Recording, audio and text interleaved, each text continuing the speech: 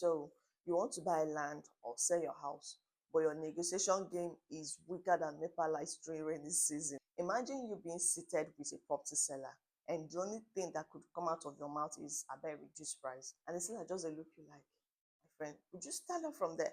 But today you are fixing that. Whether you are a buyer trying to save money, a seller trying to make maximum profit, or a sharp investor trying to flip real estate faster than suya on a hot grill. So I have 10 negotiation hacks that will turn you into this lantern of property deals. One, do your homework. Some of you will just see land and shout, how much is it? 80 million. Okay, I can pay. Are you buying land or you're buying someone's kidney? Before you even think of negotiating anything, you must do your assignment first, because you're not going to buy bread in Mama Nkechi's shop. You are buying land or house, possibly with your life savings. Some of you will just show up and be like, hello, sir, how much is the land? The man says 80 million, and you reply, okay. You don't even know the worth of the land you're buying, or possibly because you like red gates and fine sand. So, what does doing your homework literally means? It means one, check the comparable sales. How much are they selling similar properties in that area? Is the seller adding emotional value or value of the land? For example, you're pricing a land in Ibejuleki for 25 million. Meanwhile, the last 5 plots were sold for 17 million. That is 18 million difference. That one na pure Yahoo. Two, know the market trend. Is the area cold or hot? Is there development going on, or is it just an empty land with two goods? If the area is still dry, you have more negotiating power. But if Dangote already passed there to sneeze, the price go high like fuel.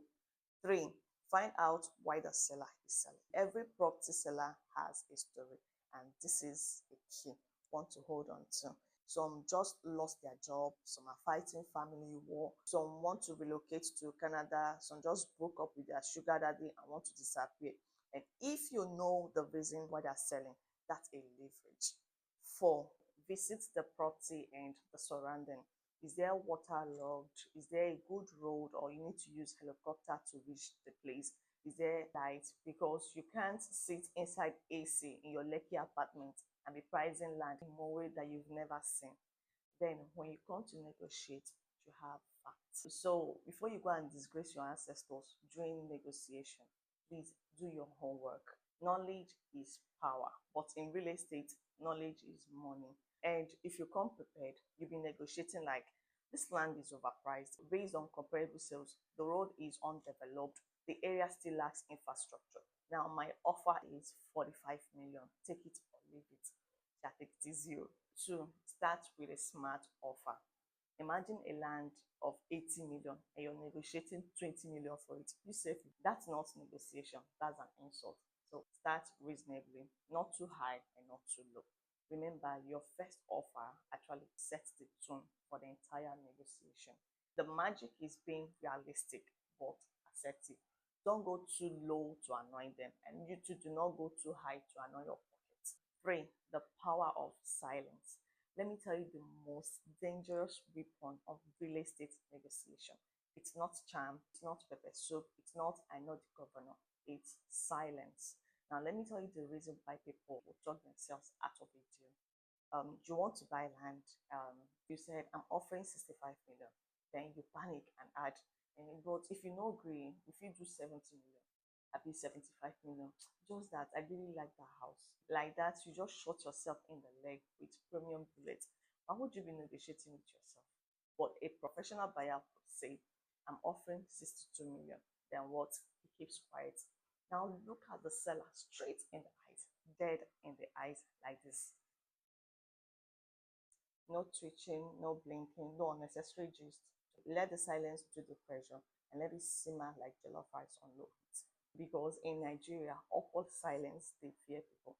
They love talking, they like over explaining, justifying. So when you say something and go quiet, the other person will start sweating. In his mind, he'll be like, why is he not saying anything? Is this one a ritualist? They will talk, and eventually they will start negotiating against yourself. So next time you want to make your offer, remember, say it, shut up, and steal. Silence is not weakness, it's premium negotiation juju. So talk less, smile more, and let the other person talk himself into your budget. 4, use time pressure. In real estate negotiation, time is not just money, it's leverage. And if you know how to use time pressure very well, people will be dragging you like PHCM per wire. Trust me. Create urgency, even if it's small, even if it's fake, create it. Let me give you an example. So you're telling the seller, oh, this offer is actually valid for 24 hours. There is another land or property I'm looking at in Shongotogo, and I need to decide this week. I'm ready to close fast, only if we can agree by Friday. And you see the seller, wait, hold on, let me call you back. Let me talk to my brother. Maybe we can accept 6 million before you change your mind. Just wait. Now you've turned a peaceful seller to a panicking man. Now, the psychology behind this is that people hate the idea of losing out, especially Nigerians. The moment you say, I have options, you see everybody will sit up. Even the seller that is forming boss, urgency will unlock his humanity. You start hearing, let's talk, we can work something out, or can we meet? Now you flip the script. 5, don't just negotiate price. Now, the real G's don't only talk price, we talk terms. Can the seller pay for the governor's consent? Can he add the fence, or would he allow you to pay in installments? Now you can reduce your burden without reducing their ego. You're like 65 million if you can handle the documentation. Now the seller will be like, deal. 6, use a third party or agent. Some of you are just too emotional. Imagine somebody will start crying when they increase price by 1 million. Let your agent do the talking. They are your buffer zone. Allow them. 7, ask open-ended questions. Ask things like, what will make this deal really work for you? What's your timeline? Can you be flexible? You see, these questions open doors like automatic gates. You will learn more than you expect. So use it to your own advantage. 8, set the anchor. Don't wait for them to throw the first number. Throw it first. Whoever drops the first price controls the game. If they say how much you want to pay, you say let's start at 45 million and take it from there. Now you're steering the ship like Captain Phillips. 9, be ready to walk away. Nothing shake a seller than when you tell him no problem, it's fine, I'll just have to check another property. Walk away like John Wick with no explanation. You see, most of the times 80% of them would call you back, be like, Oga, sorry, oh, come, let's talk. 10, get it in writing. You see, verbal agreement in Nigeria is just like handshake with a ghost. Always write it down. Letter of offer, MOU, sales agreement, everything. Not when the sellers calls and come back from abroad and you start hearing, did I tell you to sell my land? To not be funny. So you get it into writing. Buy smart, sell sharper, and negotiate like your life depends on it. Don't forget to comment, like, share, and subscribe. Bye for now.